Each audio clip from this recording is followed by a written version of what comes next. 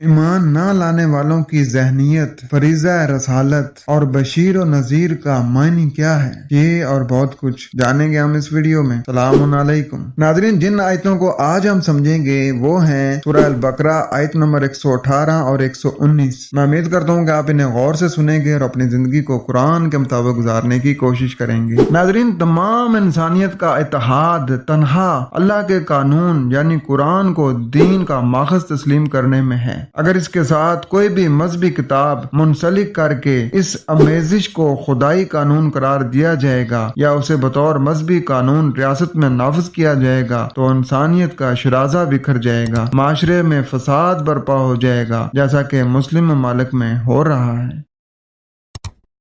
बढ़ते हैं अपने सबक की तरफ, पढ़ते हैं सूरह अल बकरा आयत 118। मेरे पास इस वक्त मोहम्मद हनीफ साहब का तर्जमा है, पहले उसे पढ़ते हैं। और जो लोग इल्म नहीं रखते वो कहते हैं कि अल्लाह हमसे कलाम क्यों नहीं करता या हमारे पास कोई निशानी क्यों नहीं आती। इसी तरह उनसे पहले के लोग भी इन्हीं की सी बातें करते रहे हैं। दरअसल इनके दिल एक जैसे ही हो गए हैं। हमने तो यकीन करने वालों के लिए आयात यानी निशानियां वाज़ा करके बयान कर दी हैं। अब देखें, यहाँ लोग शिकायत करते हैं कि अल्लाह हमसे कलाम क्यों नहीं करता। तो अल्लाह कलाम कैसे करता है वो समझ जाएं तो उनसे भी कलाम हो जाएगा। आए देखते हैं कि यहाँ बात क्या हो रही है। वक़ाल अल्लाज़ीना, और कहा उन लोगों ने, ला यालमूना, जो इल्म नहीं रखते, लौला युकल्लिमून अल्लाह, क्यों नहीं अल्लाह हमसे कलाम करता, औ तातीना आयातुन, या हमें देता आयतें या हमें देता को निशानी। अब ये निशानी क्या होता है, ये आयत क्या है। एक आयत तो ये है कि ये जो आप किताब में पढ़ रहे हैं एक जुमला एक आयत है, और इसकी सही तशरीह के लिए जो बात आ गई, आयत